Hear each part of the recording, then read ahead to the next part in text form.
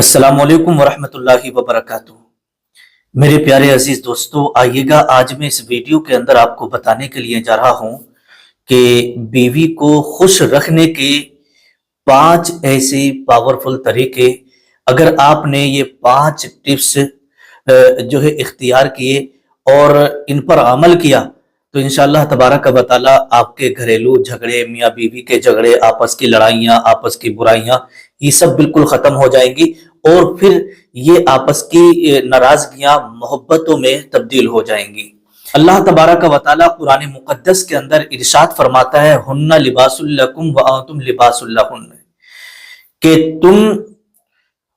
औरतों का लिबास हो और औरतें तुम्हारा लिबास हैं। ठीक है,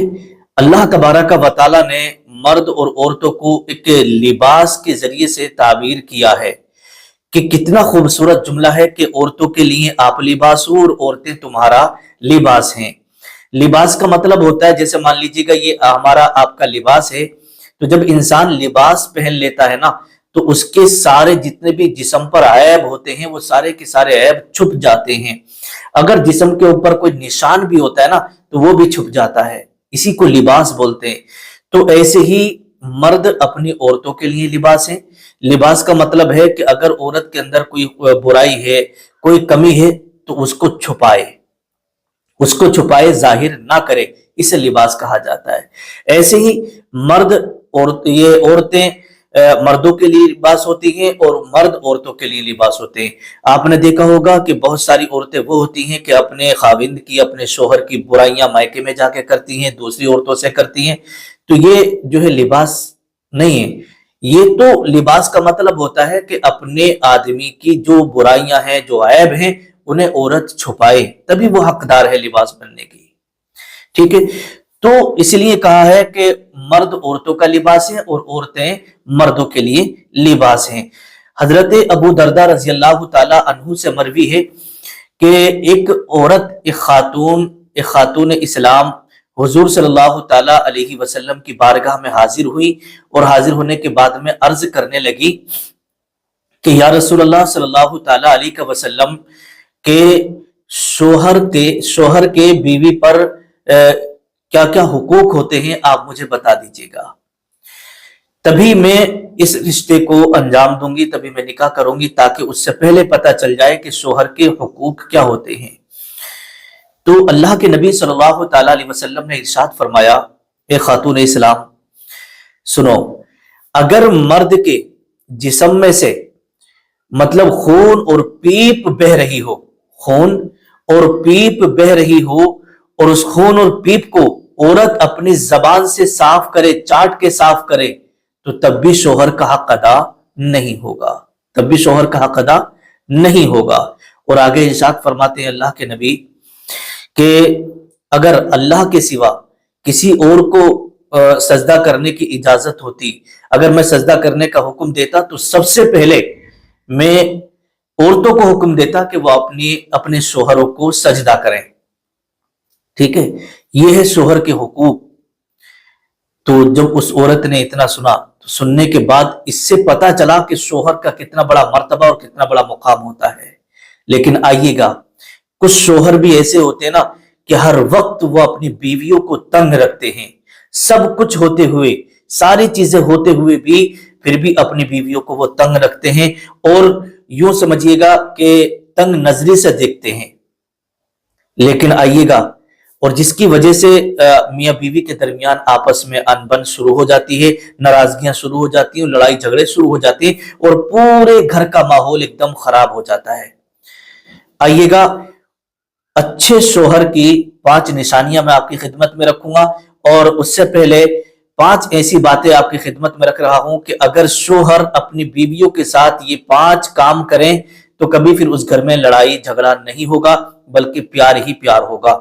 अब आइएगा, वो क्या है देखिएगा। नंबर 1, जब भी आपको अपनी बीवी को कोई बात समझानी हो, ठीक है, तो उसके दोनों हाथों को अपने हाथों में इस तरीके से ले लें, उसके दोनों हाथों को अपने हाथों में ले लें और लेने के बाद तब उसे कोई बात आप समझाइएगा। इस तरीके से समझाने से क्या होगा کہ اس کو بڑا سکون اور بڑی راحت اور بڑا اطمینان حاصل ہوگا، کیونکہ بیوی کا ہاتھ شوہر کے ہاتھوں میں ہوگا، ہاتھوں میں ہاتھ لے کر کے جب کوئی بات اگر شوہر بیوی کو سمجھائے تو بڑے پیار کے ساتھ اور بڑی محبت کے ساتھ اسے مان بھی لیتی ہے، اور پھر اس کے دل کو بڑا سکون اور اطمینان بھی حاصل ہوتا ہے کہ دیکھو میرا شوہر مجھے کتنا پیار کرتا ہے۔ ٹھیک ہے، جب بھی آپ کو کوئی بات دور سے نہیں سمجھانا ہے، بلکہ پاس میں بلائے یا پاس میں جائے اور جانے کے بعد ہاتھوں میں ہاتھ لے کے تب کہے کہ آپ کو یہ کام کرنا ہے نا، تو بڑی آسانی سے آپ کی بیوی آپ کی باتوں کو مان لے گی۔ نمبر 2، دوسرا کام آپ کو یہ کرنا ہے، جب بھی آپ اپنی بیوی کو سمجھا رہے ہوں، کوئی بات اپنی بیوی سے کہہ رہے ہوں، تو کبھی کبھی ایسا ہوتا ہے نا کہ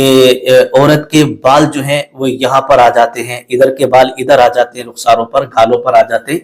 تو اگر آپ کے یہ بیوی کے بال اگر یہاں آ رہے ہیں تو اپنے ہاتھوں سے اپنی بیوی کے بالوں کو سنواریں اچھی طریقے سے، اس طریقے سے کریں پیار کے ساتھ، اور اپنی باتوں کو سمجھاتے بھی رہیں، اپنے باتوں کو کہتے بھی رہیں، تو اس سے بیوی کے دل کو بڑا سکون ملے گا اور بڑا اطمینان حاصل ہوگا کہ ظاہر سی بات ہے بیوی کے بالوں کو سنوارنا، زلفوں کو اچھی طریقے سے سنوارنا، چہرے پر ہاتھ پھیر دینا، اس طریقے سے میاں بیوی کے درمیان ایک الگ ہی فیلنگ ہوتی ہے، اور پھر بیوی کو بہت زیادہ اپنے شوہر سے محبتیں ہونے لگتی ہیں۔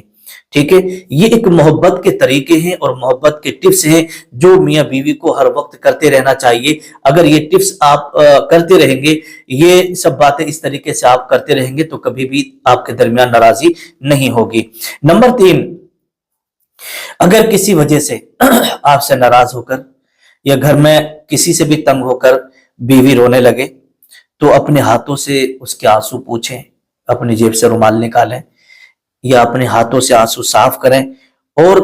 ہاتھوں سے آنسو صاف کرتے کرتے اس کو پیار سے سینے سے لگا لیں، اس کا دل بڑھ جائے گا، اور پھر اسے اپنے رونے کا بھی احساس نہیں ہوگا، اور جو اسے تکلیف پہنچی ہے وہ اسے بھلا دے گی۔ نمبر 4، بیوی سے بار بار محبت کا اظہار کرتے رہیں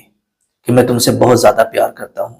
میں تم سے بہت زیادہ محبت کرتا ہوں، میں بے پناہ آپ سے پیار کرتا ہوں۔ ٹھیک ہے، اس طریقے سے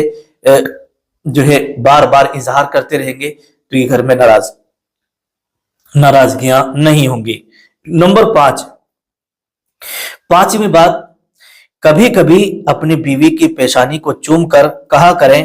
کہ آپ میرے لیے اللہ کی بہت بڑی نعمت ہیں، آپ میرے لیے اللہ کی بہت بڑی نعمت ہیں، اور جب سے آپ میرے گھر آئی ہیں میں بڑا خوش رہتا ہوں، اور اللہ نے مجھے بہت کچھ نوازا ہے۔ بار بار اس چیز کا آپ ذکر کرتے رہا کریں، کیونکہ بیوی اللہ کی بہت بڑی نعمت ہوا کرتی ہے۔